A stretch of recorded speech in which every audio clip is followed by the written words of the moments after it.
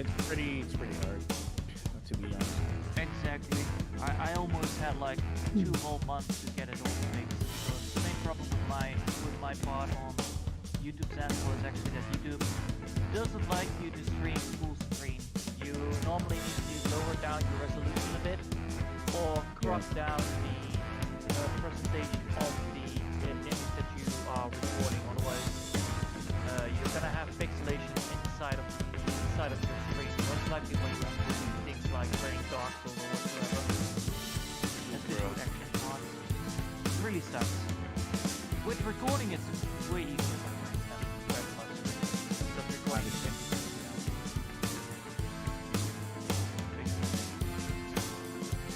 I'm starting to think you too, obviously.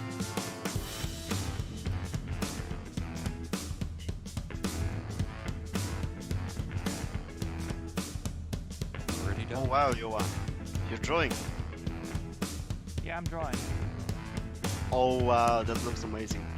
Nice one. Yeah, it's not fully done yet. I need to make a minecart that is getting destroyed by the dragon, and then the minecart cheering down, and then I need to place sign up as well, and dispose of it. Oh, okay. Yeah, nevertheless, that looks amazing. Keep doing it. You're doing an amazing job. You can see it. That's gonna be the thing now. So it's good. Apparently, we can hear ourselves on the stream.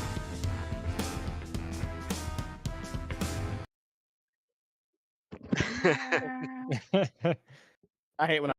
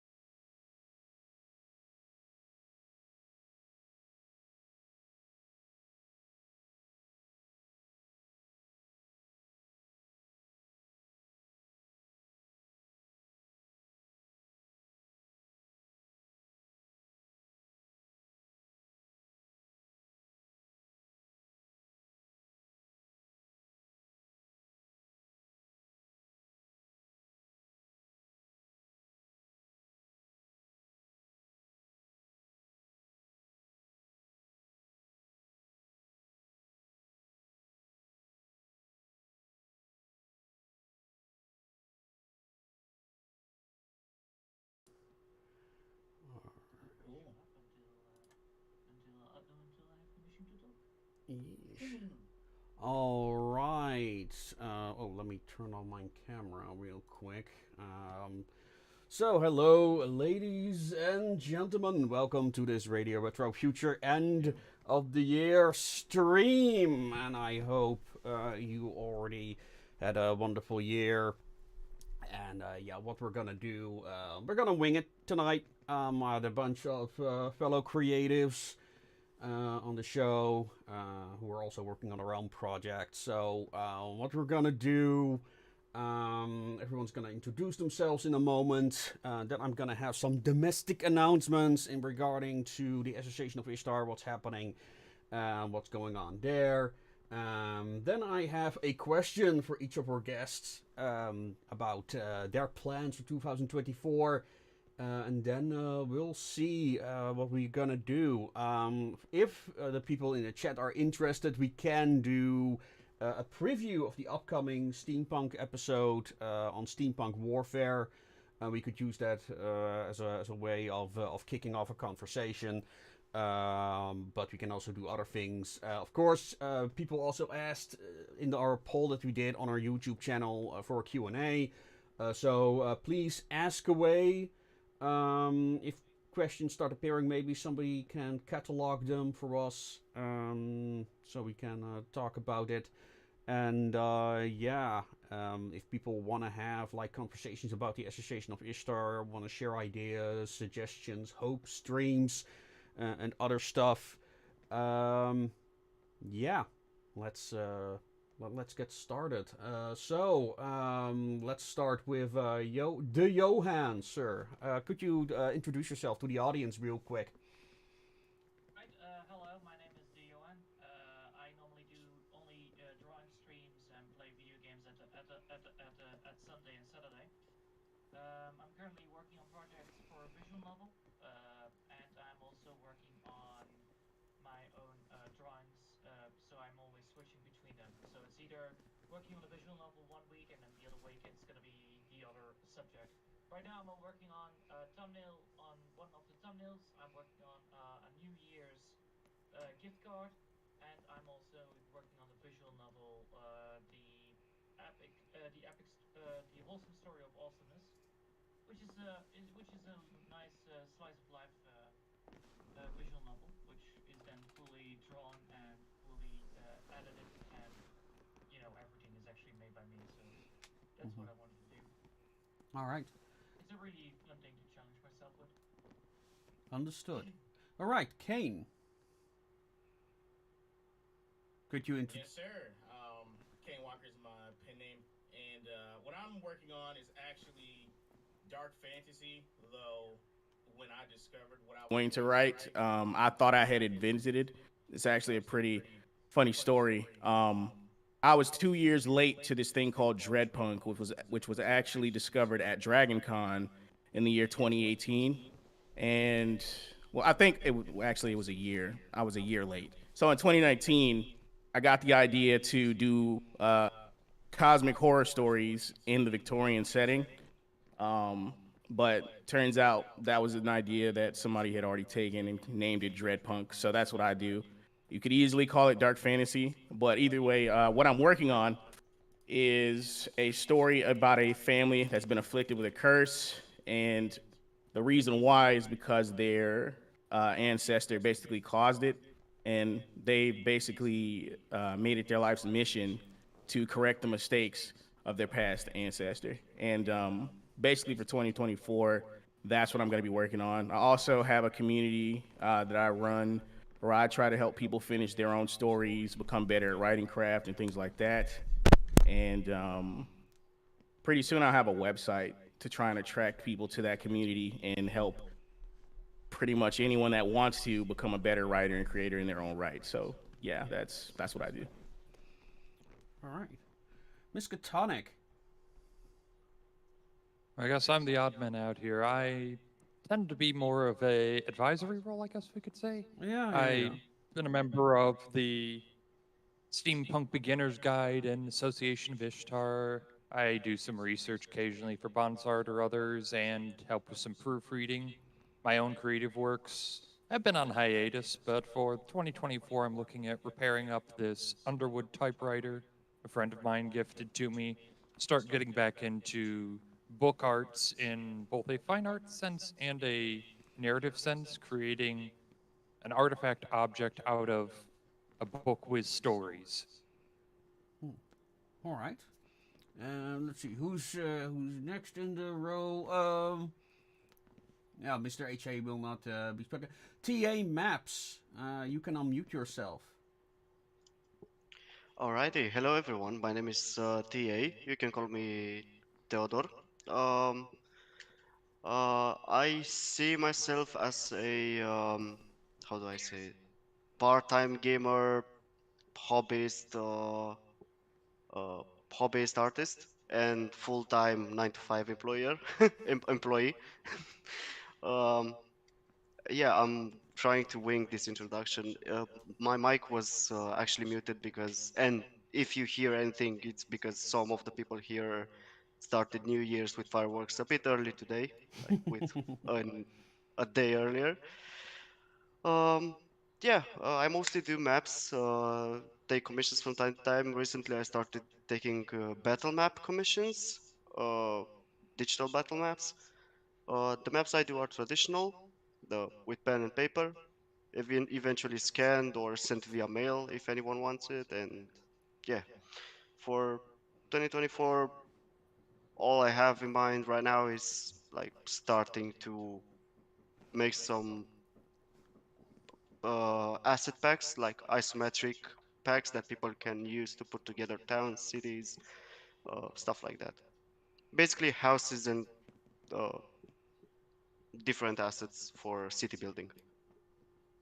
All right. Well, and finally, the Lord Utter. Well, hello there. I am a fantasy and science fiction writer, along with a dash of horror. Uh, this this next year, I am currently working on the second entry in my Swords and Sorcery novel series that's Steel and Stormbright. I am also working on outlining out a new cyberpunk story sometime this year. I've also got a retrospective series I'm doing for a lot of older fiction, where I'm kind of breaking down the different things that authors from the last century or two have really done well as a couple of things I personally don't like so much. But that's what I've got going on for 2024. All right. If you and now I'm gonna start with the big question for the year, I suppose. What is going to be the theme, your theme of 2024 creatively?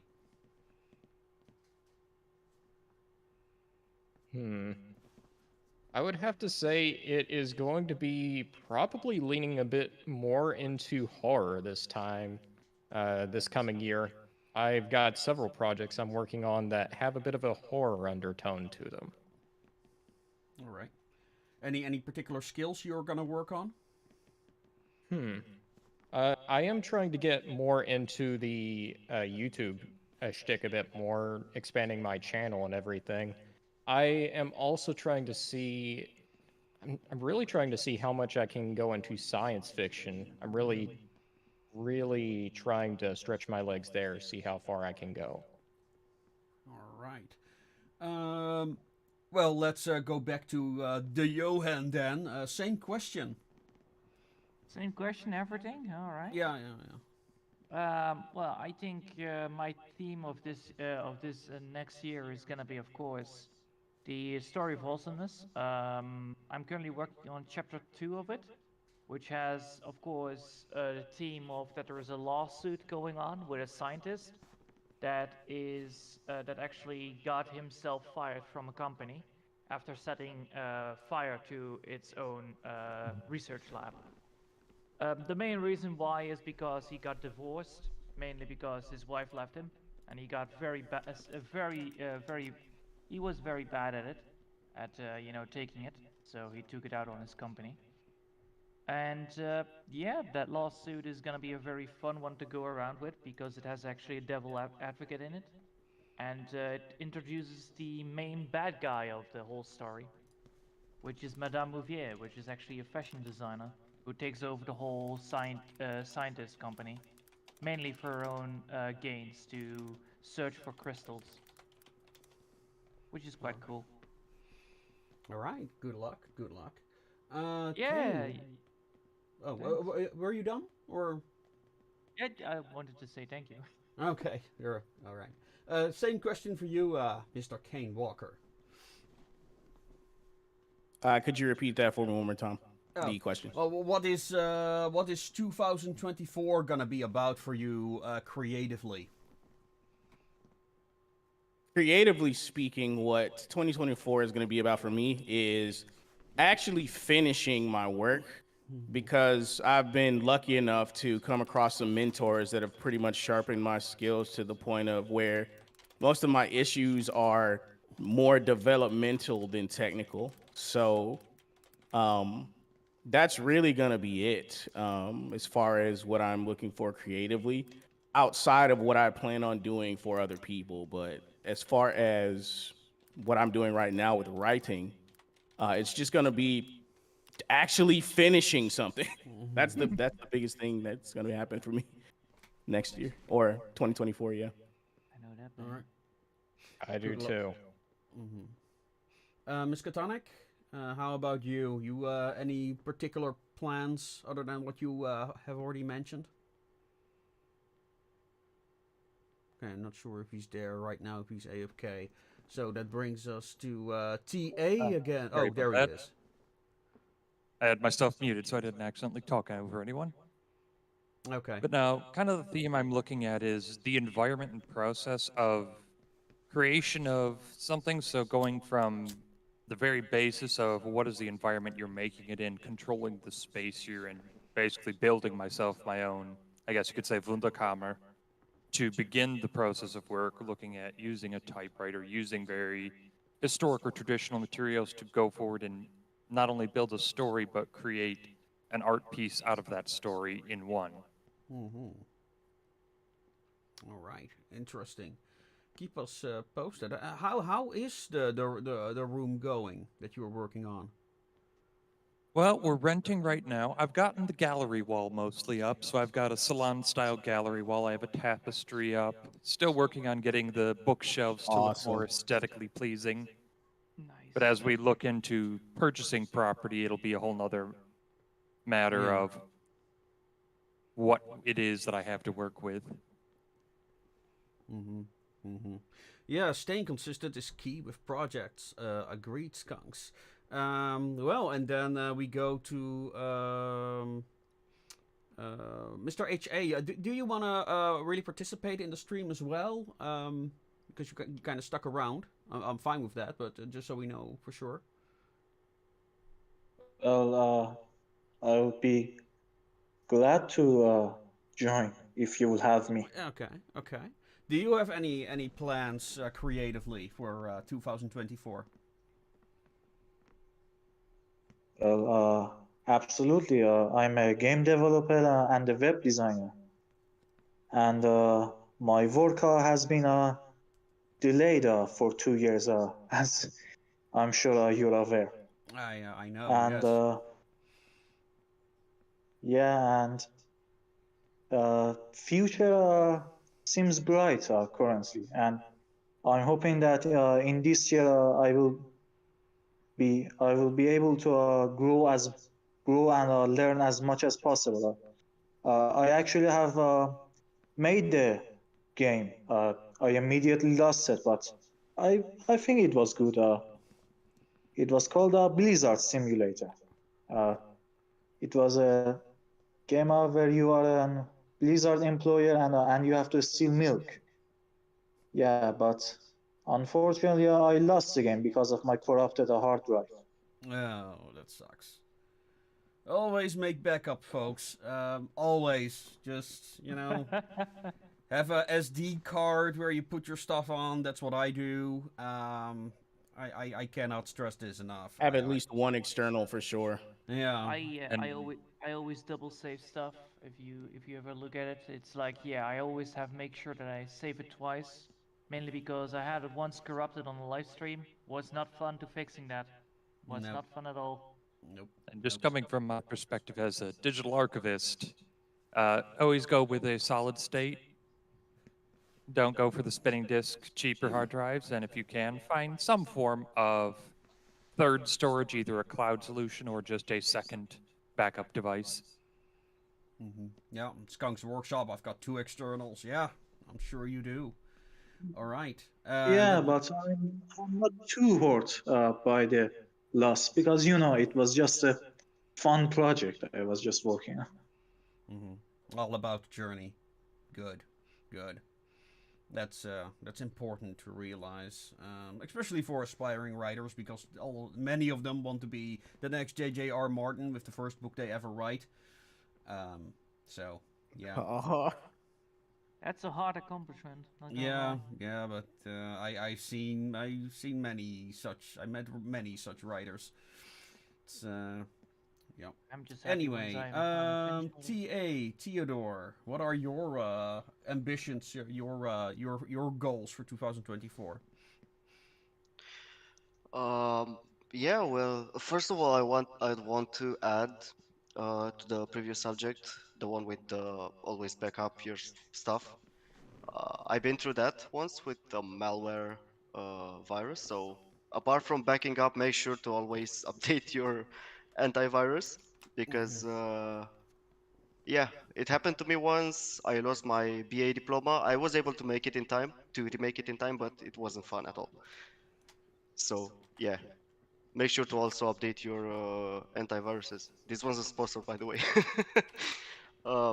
But yeah, my plans for 2024, apart from, as I said, starting to make packs of isometric assets that people with maybe, I don't know, Dungeon Draft or Clip Studio Paint or Photoshop can use as, I don't know, brushes, maybe.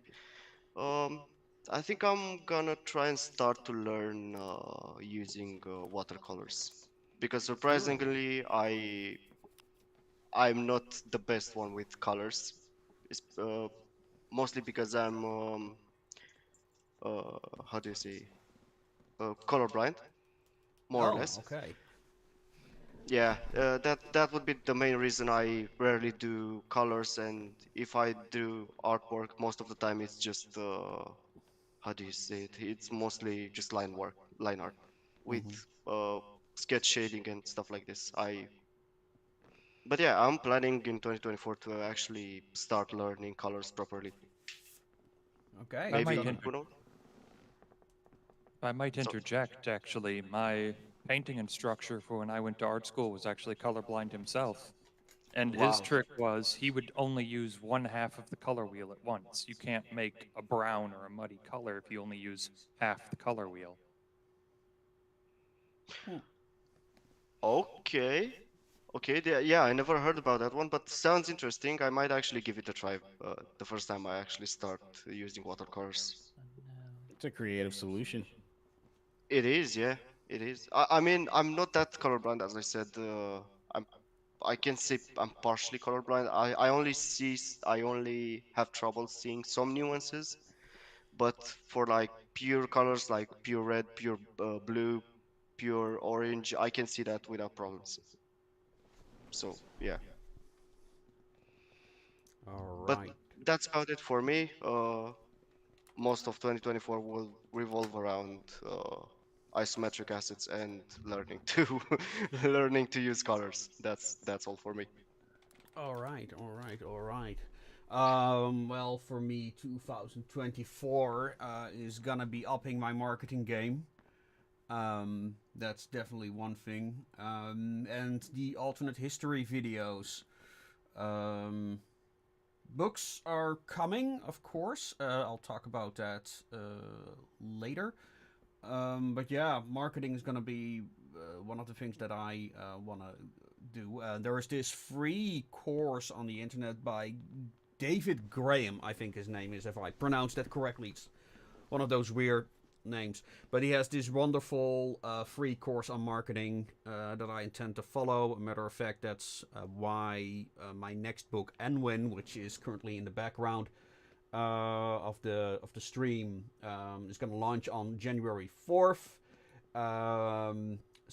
With wonderful art by Johan Alexander, and it's a great book for the dark season with a lot of adorable drawings that will put a smile on your face. I interject. Yeah, sure. Yeah, just briefly. I wanted to say marketing too, but I didn't think that counted as like a creative pursuit. No, That's definitely on my list too. Yeah, I mean, that's the nasty thing, right? Yeah. Because it's not. Well, it depends, right? Because you've got to be creative about marketing, as well. And there is an element of creativity to it. Yeah. And the That's thing a is, fair when I point. talk with fellow authors on writing sprints and stuff like that, we always talk about marketing, right? We rarely talk about writing itself. That's because it's one of the most difficult aspects about being an author. I mean, finishing a book is just for sure. I mean, finishing a book is just step one, right? And that's a hurdle that many writers, aspiring writers, can't make. But then is step 2, 3, 4, 5 is all about reaching audience. Finding people that will pay for what you've written. It's. I mean, it's not my hobby, but it's something that I definitely need to do. And I mean, with the Kickstarters that I've done 2 Kickstarters this year, and that gives me the funds that I need to pay Johan for the other Johan for the art that he's made, like for the Casket Girls and Anwen. It's that simple. So I'm on events, on conventions, selling books, so I can pay illustrators, which I don't know. It seems like a terrible marketing model, but it's the situation that I'm currently in. Making other people's money. I mean, they still have to work for it, but still. That brings me to, well, I already told you, Enwin is currently in pre-sale. Oh wait, did I include the correct link in the chat? I didn't. Did I just? I've been desperately trying to mirror them. I hope it's the right one. Yeah, I'm not sure. Yeah, it's the right link. Yeah, so that is in pre-sale. That's going live on January 4th. I hope to run some ads before then, but my health has really demotivated me to get properly started. As it will. But yeah, Enwin is not expensive. The ebook is $3, and I think the novel is $12.50. But yeah, it's for the art alone, it's more than worth it. I was approached by a website called Global Comics. It's a pretty new website where people can post, their comics. Pretty easy, and I actually already made a little money with it. Well, 45 cents, but hey, for the first, 2 weeks. I posted the link. Most people don't make a cent on the internet. That's an achievement as far as I'm concerned. Yeah, so, I posted this. I put a link up to Global Comics. Anyone who's interested in joining that website can. I had like a personal conversation. I wanted to know what they were about. It was a good conversation, and it has it has interesting potential. I already actually managed to get some followers on there. If other people want to become my followers on there, please click that link. And there's also a free comic for you to read, and you can also financially support me on there as well. Even by just reading my comics, you're already financially supporting me right now. So go check that out. Also, if you're a creator, highly recommend it. And our latest comic, Journey to Elysium, issue 1, is currently on there.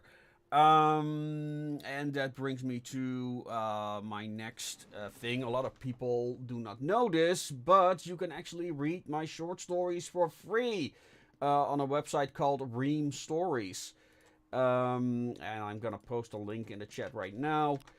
It's kind of like it's kind of like Patreon in a way. You can like subscribe on there. But you can also read weekly free short stories for free. And I also highly recommend this for people who are publishing as well. People who become a member on there also get access to all our ebooks. And one of the fun things, Ms. Katonic, you've tried several of the reading functions of Ream Stories, right? Yes, I've been using that. I honestly am preferring it over Patreon or the other options out there. It's much more designed with the end user of the reader in mind. Your interface is much easier to go between the stories. You're not having to jump through a bunch of things, and you can jump between your various subscriptions rather easily. So yeah, highly recommended. Also, again, for creators to check that out. And I just got a new newsletter. They're gonna be early next year. Audiobook should be on there as well. Then Very Bound. excited for that. Yeah, so Bound for the Sticks will be available there. I'm currently working on the Wrench in the Machine. It's been delayed because of my health. But yeah, that will be on there as well. Probably I'll be able to publish a new chapter each week. For anyone who subscribes on me there. And again, there's also free content on there, so please become a follower if you're not already. So that is Ream. I already talked about Enwin. I talked about Global Comics. And yeah, for the people who want to support me directly, we also have a store on Gumroad where you can buy ebooks and physical books from me. I might have some exclusive content on there as well, like the special editions of our comic, and also the STL files of our miniatures, like our bookends and the characters of Bound for the Sticks and the Wrench in the Machine. So you can get those for just a couple of dollars for your own printing enjoyment. Let me include that in the chat. I guess that kind of brings me to my next announcement. I already announced the Casket Girls. The book is almost done. Some people are... the cover is... or the line work is done. I'm showing that on screen real quick right now. Yeah, I'm not sure how much art I'm going to include in this one. Because what I want to do, I want to take this in March, April to Kickstarter. And based on the income from that, I'm going to include more illustrations on there. Because Enwin was very expensive relative to the amount of content we created for that. But we really wanted to do that. But yeah, I'm also trying to save up money for issue 2 of Journey to Elysium. But we've got some amazing military steampunk artwork for it. That brings me to what I wanted to say is that I'm going to commission a STL of the robots for that. So that's going to be on the Kickstarter for the impression. I'm going to import the image of that robot real quick. Again, art by Johan. It looks amazing. I'm really proud on how it's working out. And he's also making some illustrations for our upcoming video on steampunk warfare as well. So I think I'm done shilling now. More books are also in production. So yeah, I think that's enough for today. So for my plans, publishing wise, is going to be Enwin is now in pre-sale. Then the Casket Girls is nearly done, so that will be April, March, and finally issue number 2 of Journey to Elysium. Meanwhile, I'm also working on another military steampunk side story called The Knights of Avalon. And yeah, I think that will be enough for a year for now. So yeah. I also want to try and do bi-monthly art contests. So maybe I might offer books up as a prize. I don't know. I'm open to suggestions.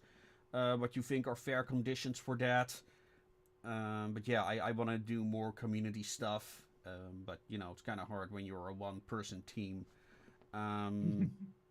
So yeah, but that's another ambition that I have, and I think the theme of the first contest is going to be cyberpunk in the past, which is my definition of the steampunk genre, and I think they'll look very cool in videos. So yeah,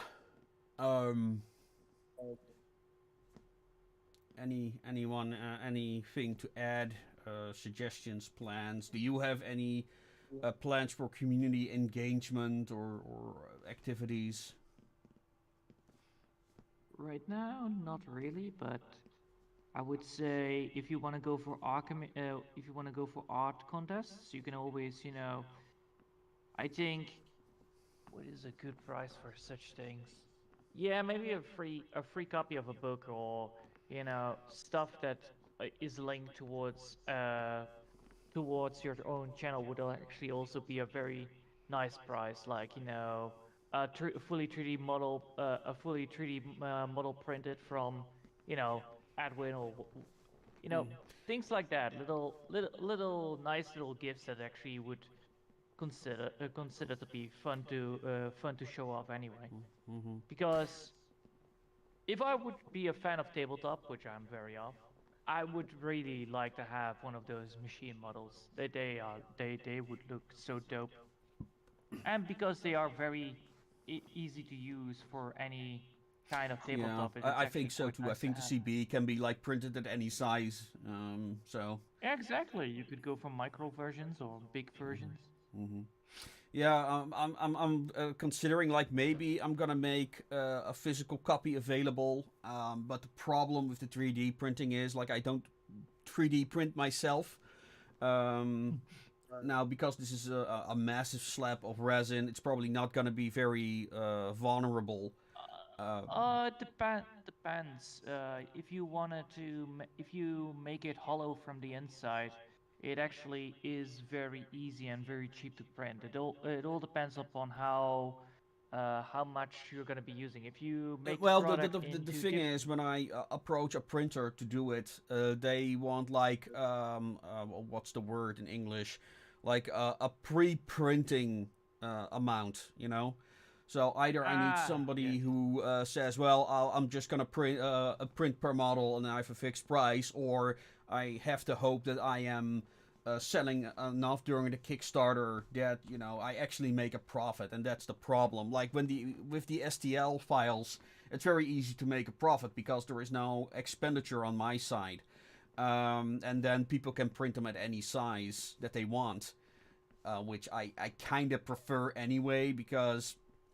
When I print my models at Warhammer scale, which is also the scale that D&D uses, I don't know. I just think it's too small, especially in relation to the amount of detail that YMX has put into it.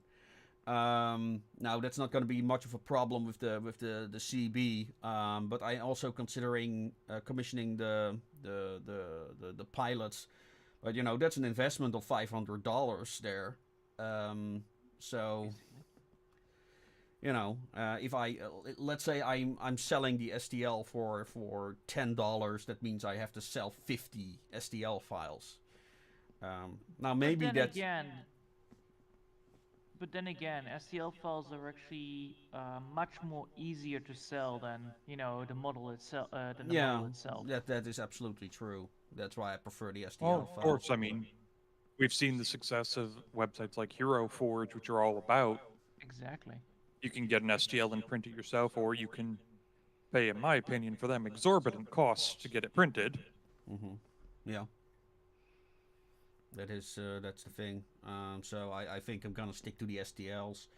And it's a lot cheaper with sending as well, and you know people can do whatever they want with it. I mean these days everyone knows somebody who can print. And otherwise, there are plenty of services on the internet that can get it printed for you. So. Oh, definitely. My favorite ones are actually just nearby in Eindhoven, so it's actually quite easy to go to. Oh, in Arnhem there was also many of them. Yeah. Yeah, and they do it actually for quite cheap. You know, $25 is not a lot. These days, no, not these days. No. Back in the day it was, but now, nah. Yeah. So yeah, that was the shilling segment. In other fun news, this is more for the long term, but I found somebody who can make Enwin dolls. So I ordered a prototype and Enwin keychains, fluffy, cute little keychains. Those are not that expensive. The dolls are of course another matter. But I'm gonna stick with the prototype for now, and next year I might do a kind of like Enwin omnibus, meaning that I hope to have a new issue of Enwin done by next year. I already started drafting the plot. It's gonna be a bit darker than the first one, because it's about Enwin, becoming her own character, finding her own place in the world. So I'm kind of struggling with the question, like, can I make it dark or should I keep it adorable and cute? So yeah, I'm gonna need to consult with the readers on that, what they'd like. But it's gonna be in arcology, so for the people who enjoyed Bound for the Sticks. Yeah, so that's one of my creative decisions that I'm confronting at the moment. Yeah. So I think that's enough from me at the moment. Kaine, you said you had some articles you wanted to share. Oh yeah, I have some right now that I keep in a group chat because I talk about these topics sometimes. Dun-dun-dun.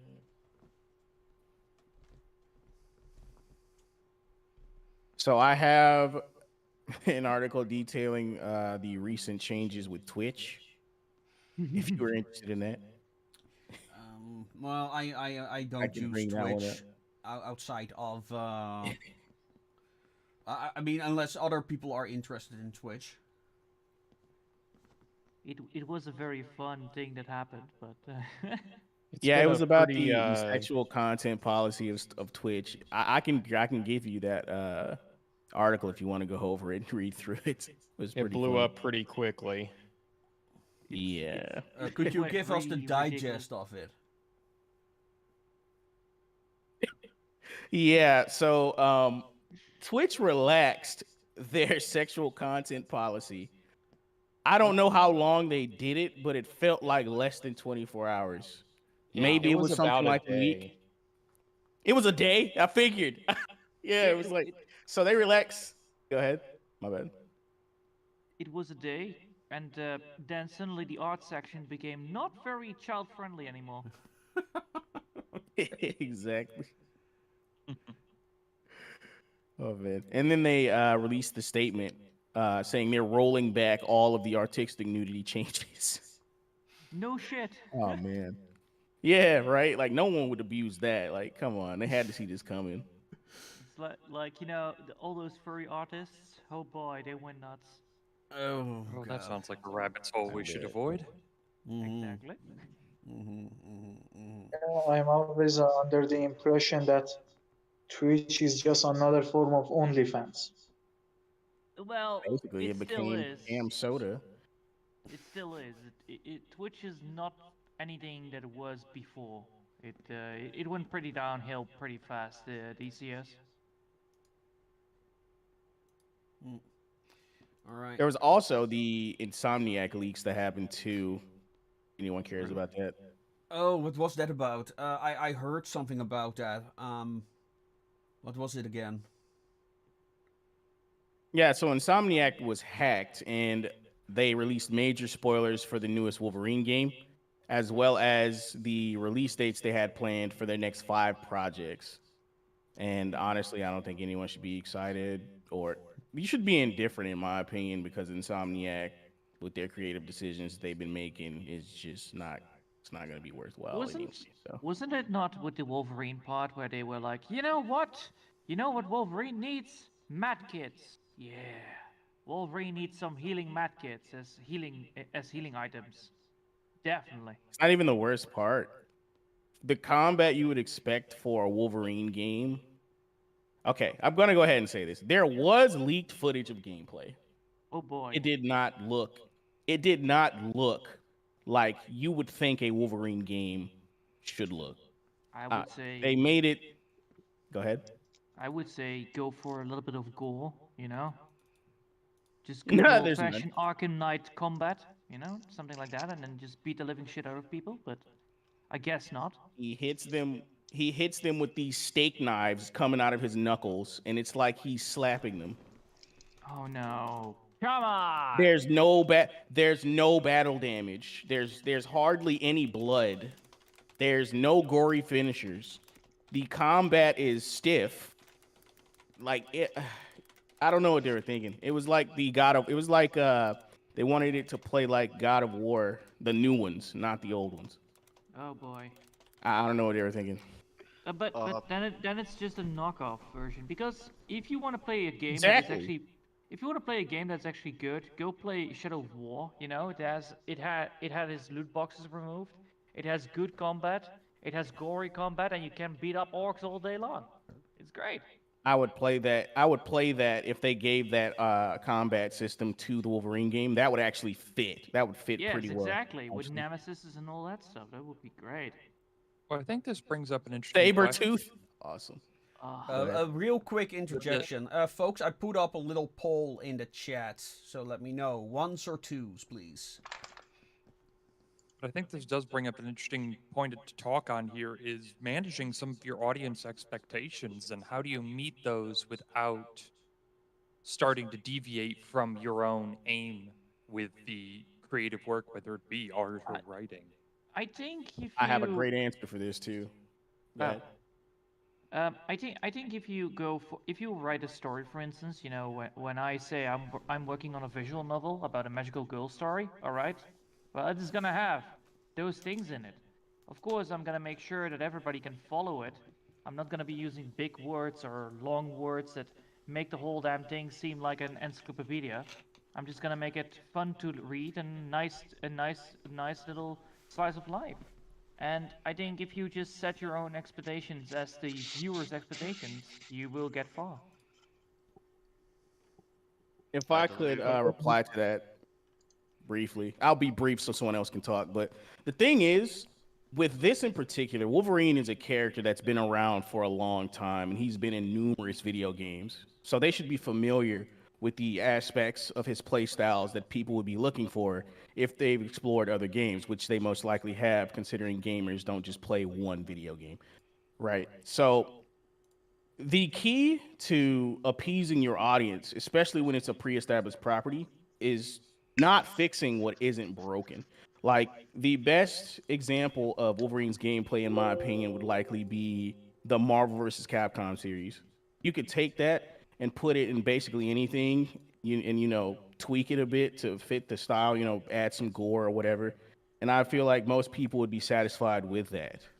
Like, if you've watched his gameplay in Marvel vs. Capcom 3, I think you'd know what I'm talking about. But that's my answer to the solution for them. Somebody else can go. All right. I think you can also put him in those games like what is it, Street Fighter and all that stuff. Mortal Kombat. There you go. Easy. You can put that in there. You can make money.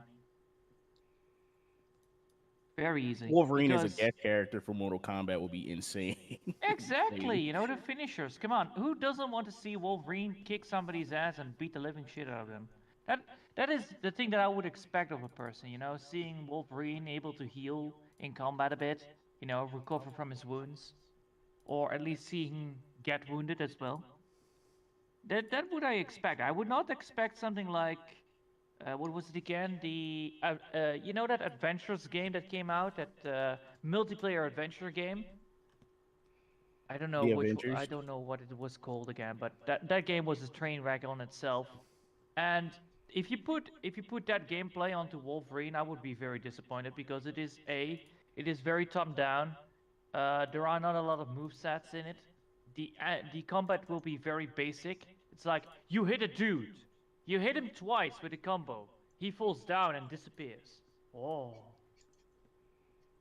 Because I have a feeling that they went with that kind of combat system, and that would be horrible for Wolverine, especially. The same as like give Peak Deadpool no gameplay. guns. That would be horrible. Somebody needs to be fired behind that. If you put Deadpool in the game and take away guns, yeah. Or you know, you have no violence as a Deadpool, and then it's all about just With good beating people up with fists. That would be horrible. Or chatting at the cafe like Marvel's doing with all their books. Critical Oh stories. no. But yeah, if you have an established character, don't subvert expectations of a person unless you have a valid reason to do so. If you make your own characters, make sure that everybody can follow the lines where you want to go with the character. If you don't do that, you will create confusion, and that can cause major issues in the believability in your story. Classically, we would call that a twist, though. The term subvert your expectations is very much tainted. Oh, yeah. Yeah. Yeah. Subvert Thanks, your Ryan expectations. He Johnson. Polluted died! beyond repair. Well, I think a lot of Thank you, Star Wars.